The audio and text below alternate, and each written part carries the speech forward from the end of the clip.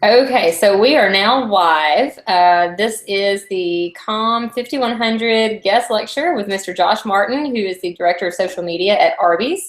We'll probably have a few people here and there popping in, but we will go ahead and get started. And I've asked Josh, who is coincidentally a KSU alum, to get started by telling us a little bit about just his job and what he does every day, and also to talk about maybe a couple of the campaigns that he's run. But I know he's definitely interested in taking your questions, and I've got a couple questions from classmates who aren't able to join us tonight too, so we'll throw those in there at some point as well. But Josh, why don't you go ahead and get started and just give us a little introduction and tell us about what you do. Yeah. Again, thanks for having me. I think this is very cool and a lot of fun. And like I said, a KSU grad, so I graduated in '04. Feels so long ago. In psychology. So before I get to Arby's, so coming out of grad school, or coming out of KSU, I went to grad school, and then I went to coming out of grad school. The job market wasn't that great for what I wanted to do with I got my grad degree and then applied psychology. So I kind of fell into working at an ad agency in Atlanta, and there I did user experience testing and research, and then right around midway through working at an agency, that's when social media kind of took off. It was probably, I'd say, '08, '09. We had a lot of clients that really wanted to learn about social and, create a Facebook page and do that stuff. So I kind of fell into it a little bit in terms of working in social. So we wanted to start a group at the social, at our agency on social, and one of our first clients was Chick-fil-A. So we went to Chick-fil-A and pitched them. They were looking to get help about their Facebook page and what they should be doing. So that's kind of how I really fell into doing social, was with Chick-fil-A, and what a great brand, to do social for was Chick-fil-A here in Atlanta. So I did that for a couple years, and enjoyed working at an agency, but I always felt like I want to be on the brand side of things, and saw that Arby's was hiring a manager of social, and thought, my background and working with Chick-fil-A and other food brands that, have a good opportunity to fill that role, and luckily got it. So I've been at Arby's for 6 years now. I started out as a manager of social, and now I got promoted a couple years ago to director. So I'm a director of digital and social. And really my job is to, really oversee all of our content across digital and social media. So on the digital side of things, I oversee our website, arbys.com. We have a mobile site and our email program. And on the social side, I oversee really 3 channels that we focus on. It's Facebook, Instagram, and Twitter. But we dabble in other ones that pop up. Pinterest was really hot probably back 3 or 4 years ago, so we did some stuff there. We have a Tumblr page. We did a few things with Foursquare, which is now Swarm, and so we don't do as much as we used to. Again, some of these social networks pop up and pop out. So Snapchat's really hot right now. I feel like my boss and my boss's boss is all hot on Snapchat and how we could be leveraging Snapchat, what could we be doing. So a lot of my job really is day to day. I've got a team of 2 people under me now. So I'm managing them and helping them, go through the content that we have to put out. We have 2 agencies that help us create content. So content creation in social is probably the biggest time thing that we work on. So in social, it's all about the content you're putting out. So we spend a lot of time, focusing on what content we should be creating, where should we put it, what platform should we put it. Paid media is a big part of what I do. So it used to be 4 or 5 years ago, you could put out content on Facebook and Twitter and it would do great. But now it's really more, you have to pay to play on these channels. So paid media is a huge part of what I do. I run paid media on Twitter myself solely, so I set up all the campaigns, push them out, target them, and put money behind it. So that's a big part of the day-to-day of what I do.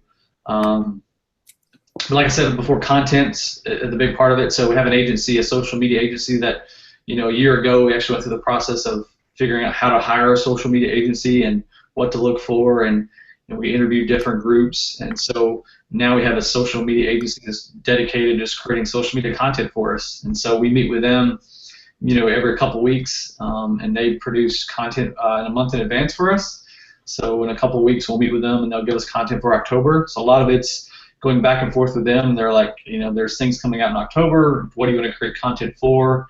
And so there's kind of a back and forth that we have, and then ultimately they produce, a calendar of 30 pieces of content that they give us, and then our team goes through and pushes that content out. Hey, I've got a quick question if I could interject at this point. Because I heard you present at a conference a couple years ago, and is it the case that maybe before you hired out your content creation, was that part of the puzzle up to you? Like, were you the person who's creating content as the manager, or where did the content come from before you decided to hire it out? Yeah, so probably a little bit of both. So we've always had agency help that's creating our TV spots and print pieces and that part of things. So there's always been an agency that's kind of helped us. But yeah, when I first started, 6 years ago, it was really myself.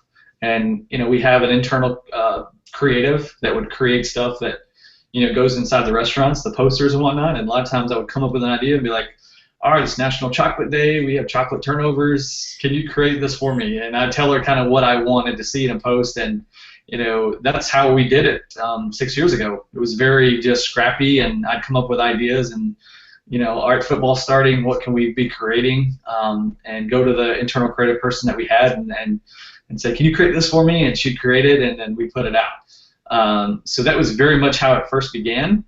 But now you're seeing, brands evolve to, teams of people creating stuff, especially as the platforms became more complex and more visual. When it first started, really all it was in Facebook was if you had a great photo, you got a lot of coverage.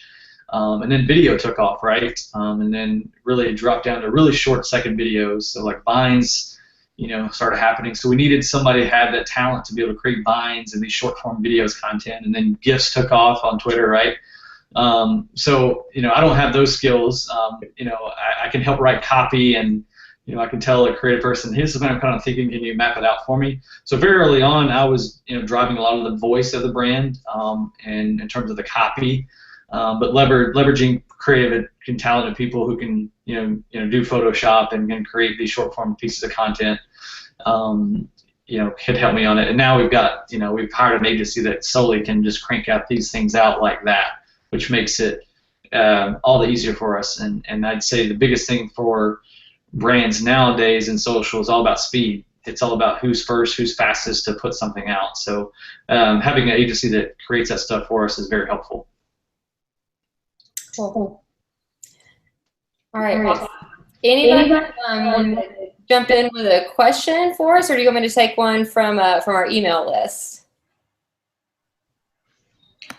I have a few questions, so I'll try not to take over.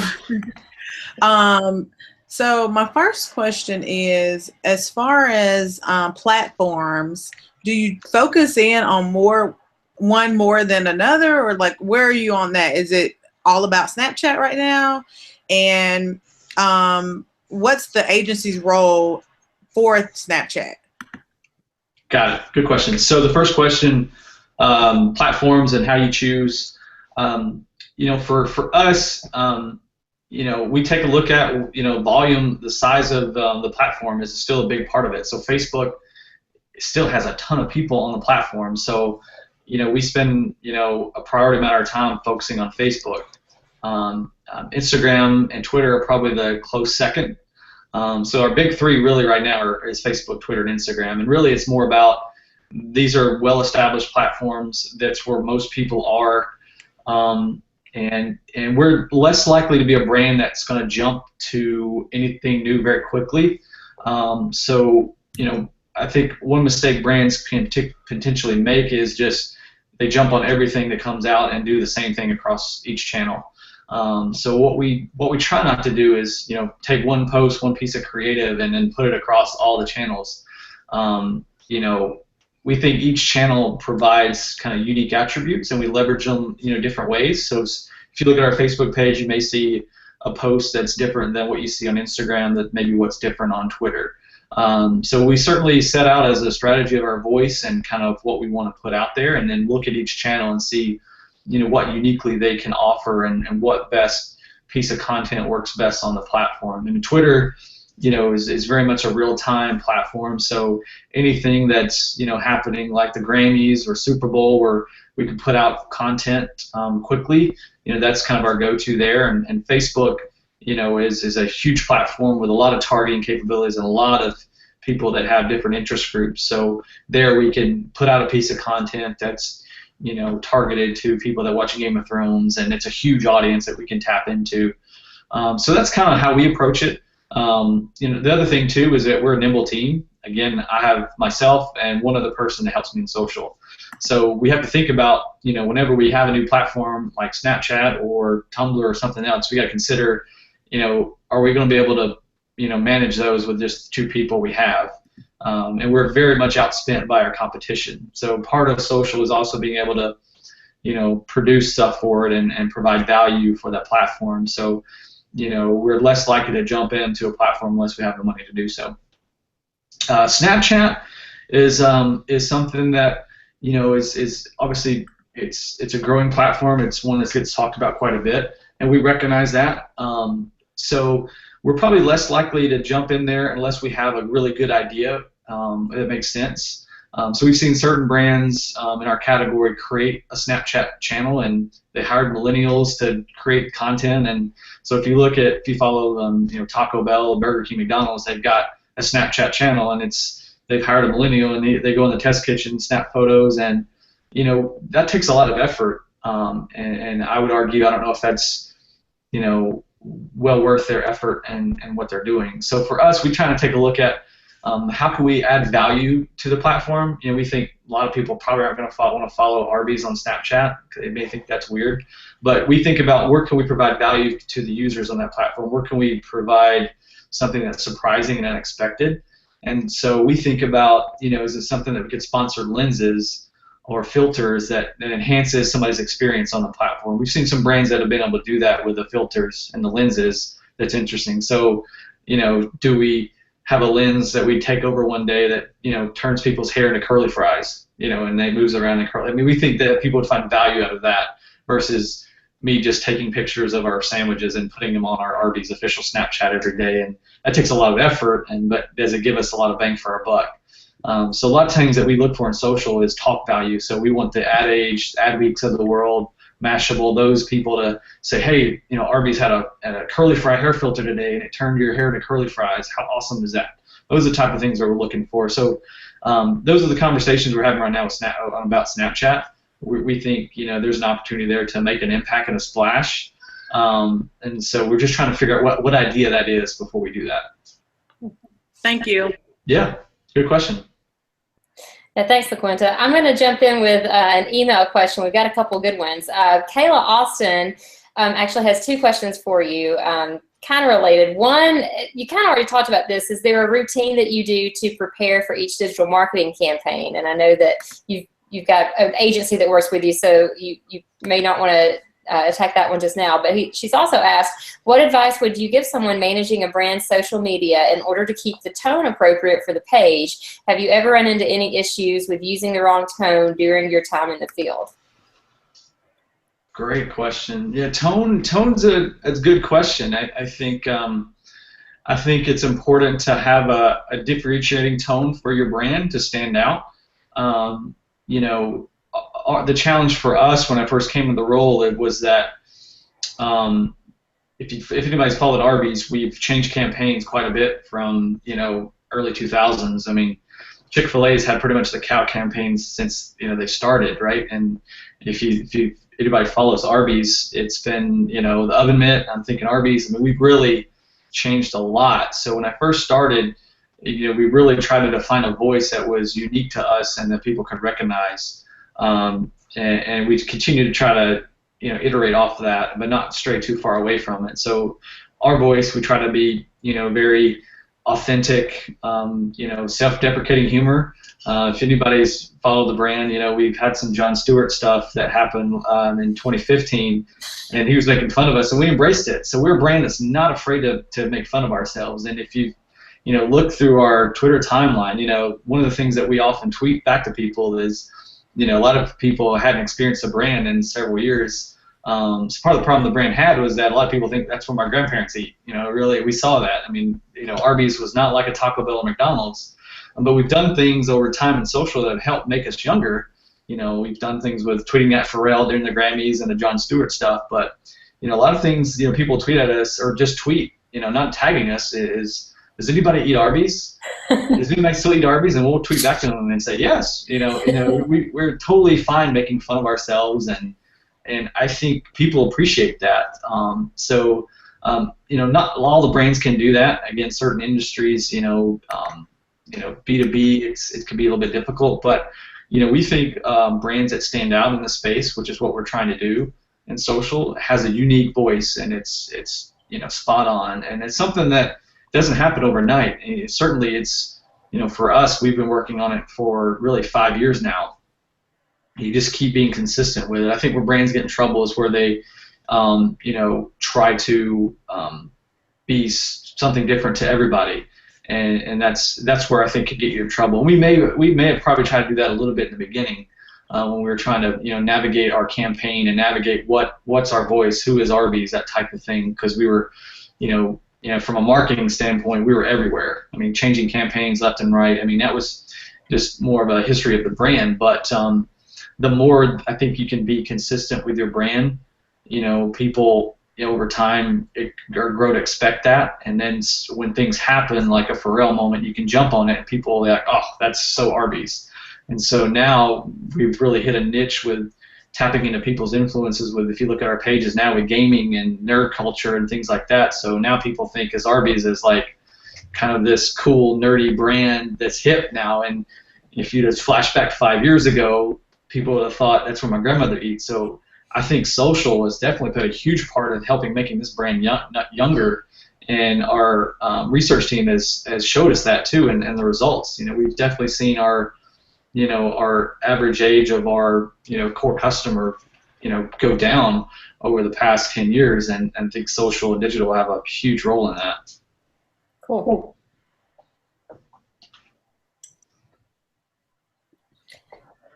All right, I've got another question, unless anybody else wants to jump in. I actually have a question. Oh, okay, go for it. Oh, no, Megan, you can go. Okay, so I actually have lots of questions. I'll pick one. In what ways do you engage with your customers on social media? So do you spend a lot of time like replying to people or replying to comments and managing social media in that way? Yes, absolutely. So one of the challenges that we had when I first took over the role 6 years ago was that nobody was managing social for the brand when I started. So back in 2010, there was an article about Burger King and Arby's that I think you can probably Google and find about. They were making fun of the brands for not having a Twitter account and being behind the times and missing out on a great opportunity. So when I first started, our Facebook page was probably like 10,000 people, and it was employees mostly complaining about their work hours. Why do I have to slice this meat, and why do I have to wear this ugly uniform? And then our Twitter page was maybe 400 or 500 people, and it was PR driven, and it was very sweepstakes oriented, and they were just trying to get people to follow and get a gift card and that type of thing. One of the first things that we did was, I felt like, for us to catch up, since we were so far behind our competitors. It came from Chick-fil-A, we just helped them get like over 2 million Facebook fans, and I come into Arby's and it's nothing, and it's no strategy, it's ground zero. And one of the first things I did was act like a user. So I'm like, we've got to reply and respond to everybody we can. And we've kept that over the years.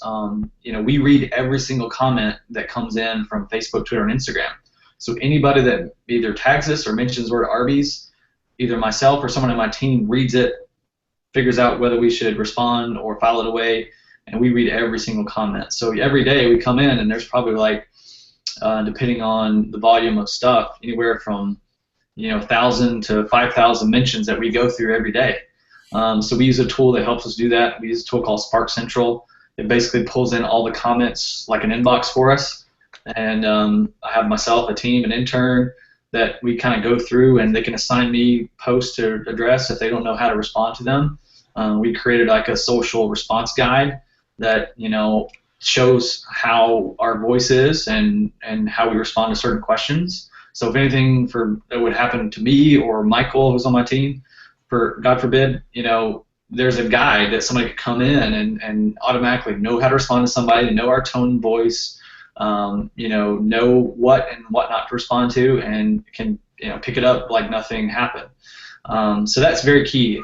So for us, it's and you take a look at other brands and they don't do a lot of responding. They just push out messages and they use social as more just one-way communication, and they're shouting at people. And we take the stance that we think there's a lot of value in social and getting insights from our guests, talking about the brand.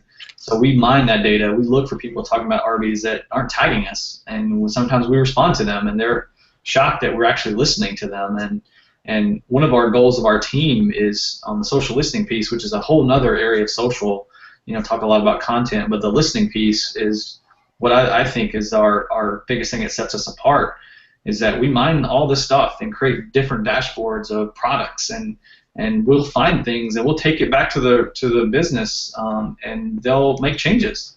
So one of the things that we found this year was that surprisingly that none of our restaurants had baby changing stations in the restrooms. So people generally think Arby's, when they're driving on the interstate, that's a family restaurant, that I can go there and they expect us to have cleaner restrooms than McDonald's and Burger King, and they expect us to have baby changing stations. But we saw that for whatever reason we didn't have those in our restrooms, and we had pages and pages of tweets where people were like, I'm having to change my son's diaper on your dining room table because you don't have baby changing stations in your restaurant. I'm having to go out to my car and trying to change my kid in the back seat because you don't have that. So we took that to the team because we found it in social, and they were like, oh, we should be doing this. And so right now we're putting in baby changing stations in all 3,000 restaurants. So that's something that social found, and we brought it to the business. So that's another thing that we're really proud of doing there.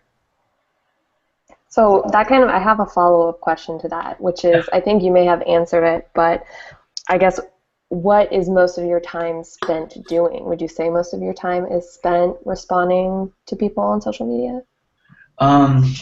Certainly when I was a team of one a few years ago, I spent a lot of my time just going through comments, responding to people, as many as I could. So my goal was to respond to as many people that's talking about Arby's as possible. And my goal in that was, I felt like if we responded to them, they're more likely to be, follow us back. They're more likely to be passionate about the brand just because we listened and responded. Whereas some of our competitors, we were able to see that they weren't responding at the rate we were. Now I was able to grow the team. So now I have a community manager, Michael, who all he does 9 to 5 is come in, and he's responsible just managing that community, responding, identifying issues, identifying opportunities for us to engage, surprise and delight, and that's his kind of sole job. So I still jump in and help since we're such a nimble team. Ideally it'd be great if we had 2 or 3 more Michaels that I could have on the team that can mine all this stuff, because I feel like there's so many missed opportunities for us that we could be jumping on. But most of my time is now is obviously manage my team, but managing the agencies and creating the content. So really, I'd say 60% of my time now is focused on content. We're going to be looking to create content in different areas, and so right now we do a lot of content around gaming, and we think that's a passion area that we can create content around and connect with our audience. WWE wrestling is another one that we're looking at and creating content around. So I'm looking for content areas where we can create content that connects with our audience in a unique way. So that's most of my time now is spent around content, but definitely responding is a big part of what we do and our team does. Thanks. Yeah. I have a question. When it comes to the career field, what are your thoughts on where digital directors for digital and social media stand? So initially, when you look at these jobs, it was one of those things I felt like where people knew that they needed to get someone, but they weren't really willing to pay. It's like, we'll call them a coordinator, but we know we need this position filled. And so I would love, for my next career move, I would love to do something like director of digital and social, because I really enjoy it. And I find myself in my current role, I'm managing a communications team, but I spend a lot of time creating content and really working with the team members to execute that for social. So where do you think that, as far as the industry, what are your thoughts on trying to jump into that? Are there a lot of I know there are a lot of opportunities, but are they mid to upper level career opportunities? And what would be your recommendations on trying to get a full-time position in that, an upper level career position in that? Yeah, that's a great question, and I think, and I've been a part of a group of people that are in the same role I'm in. We talk about, these types of questions all the time. Is, once you get to a certain level in the social space, like, where do you go and how do you navigate that? Because I think the challenge is you can get pigeonholed into just a social person. And that was kind of my fear initially, after I'd been at Arby's for a few years. Had good success, but I didn't want to just be the social media guy all the time. And now I think, and it depends on the brand. I had an opportunity where there was a guy who was doing digital with me at the same time, and he left. So for me, it was just an opportunity that I tried to take advantage of. So he left, and I said, hey, I know how to do digital too. I was partnering with him the whole time. Instead of hiring another digital person, let me just take over, doing content and on our website and email. So that got me a little bit more experience on that side of things. Another thing I did was early on, when we were doing social, a lot of it was organic, and we would just put up stuff and it would get great engagement. But as we kept moving on, paid media became so much more important. So I learned the paid media part of things too. I felt that just would help me round me out in terms of understanding the content side, but also understanding the paid media side, as I think that's continuing to grow and be an important thing. Now you're seeing people hiring people that just know how to do the pay part of social media. So I've tried to pick up different things like that and be a jack of all trades in the industry, because there's certain jobs that are opening up that even on the analytics side, there's people that brands and agencies are hiring are just the people that know how to do social media analytics. Learning these Crimson Hexagon and NetBases and Radiant Sixes of the world. I mean, it's kind of an art and a science too, but there's jobs that are opening up there. So that was another part of the things I was learning too. So I've tried to make myself pretty well rounded. In terms of where I go from here, I think that's going to be a challenge. Depending on how organizations are structured, how Arby's is structured, I'm a part of the brand experience team. So my boss is essentially a VP of brand experience, and so he's over all the digital and social as well as broadcast media. So he does the TV creative. So I've kind of dabbled in that a little bit, knowing that I think there's jobs that could open up that are, like his role, where he's over social media, but he's also over broadcast. So I'd say it's important for people that are in social, don't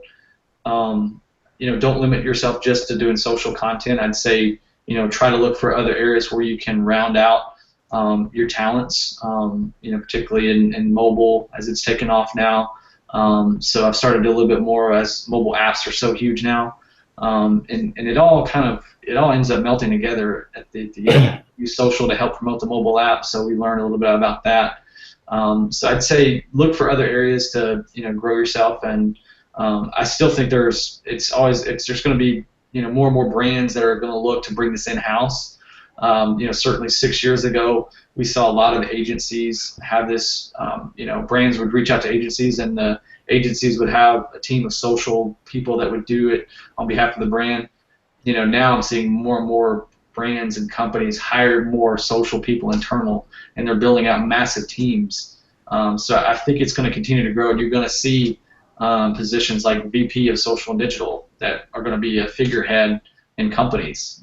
So I just think it's a matter of time. But I'd say, continue to just evolve yourself in the space and always try to learn. Thanks. Yeah. That's a really good question, LaQuinta, and something I kind of struggle with as on the education side of it is, should I be teaching my students the platforms, because they're going to be constantly changing. You know, do I focus on the skill set there, or do I focus more on the theoretical, here are the concepts you need to know regardless of what day and age it is that you're going to need to know to do social media? So that's a really helpful question for me to hear from too. Yeah, I think platforms, I think certain ones, it's good to have that knowledge. I think a lot of it's, you know,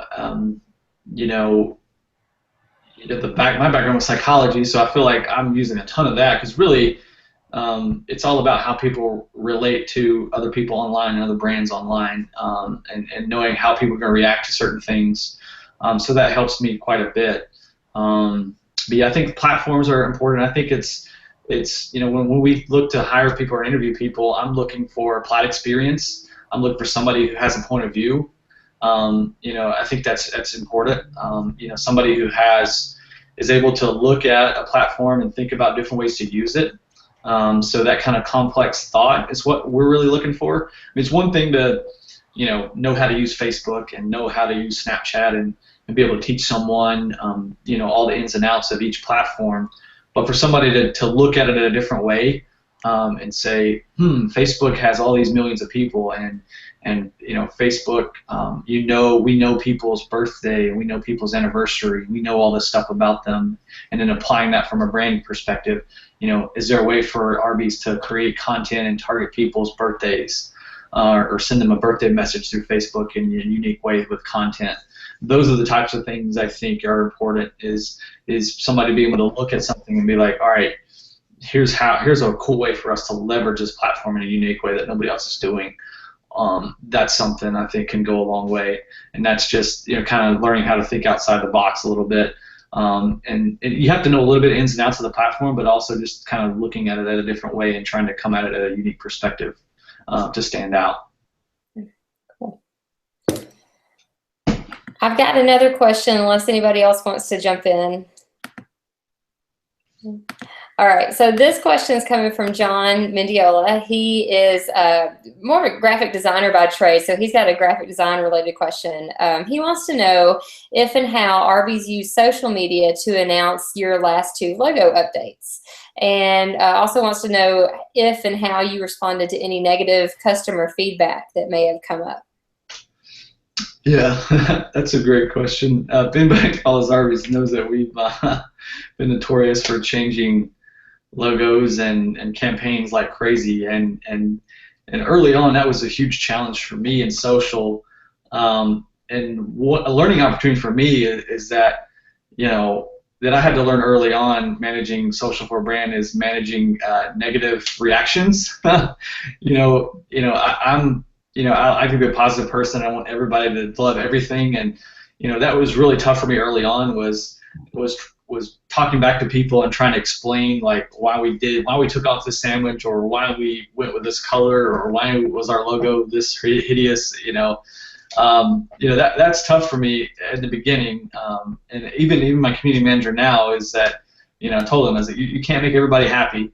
There's going to be trolls out there. And that's another part of social, is learning how to manage trolls, and understanding what you need to say and how to mitigate those things. But yeah, we changed our logo probably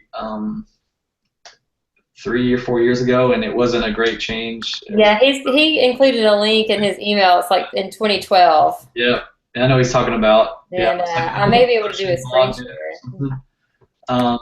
So yeah, and that's something that you just have to kind of deal with. We had a CMO come in, and he hired another company. Yeah, that's it. Arby's goes blind. Yeah, so that's a great example of kind of crisis communication too.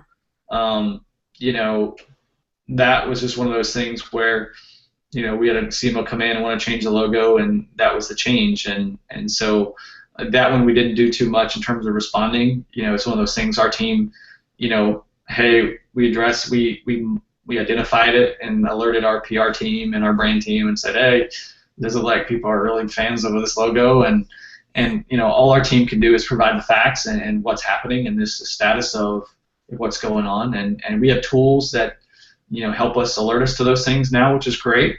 So a lot of things like that, or anything that comes off, anybody has negative, tools alert us immediately. So if we have a crisis at a restaurant, our team's the first to know. If somebody doesn't like our logo or sandwich, we're the first to know. So a lot of our job now is to identify those things quickly and get them in front of the leadership at Arby's so they can make a decision or come up with a way of how to respond to it. These days, we try to, if a group of people has a negative reaction to it, we try to find, ways to, kind of spin it and kind of divert the situation. So example was, we had a commercial that was for our loaded Italian sandwich, and it mentioned the Pope, and it said, "Hey, somebody get the Pope on the phone. We have an idea."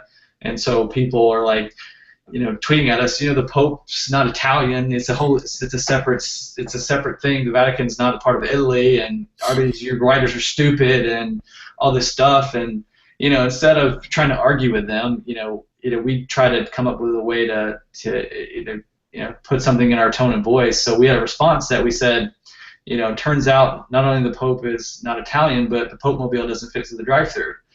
And so we responded with that, and then people again love it because they forget about it, like, oh, that's such a great reply. So we take something where it's negative and we try to diffuse the situation in our wit and tone. So that's something that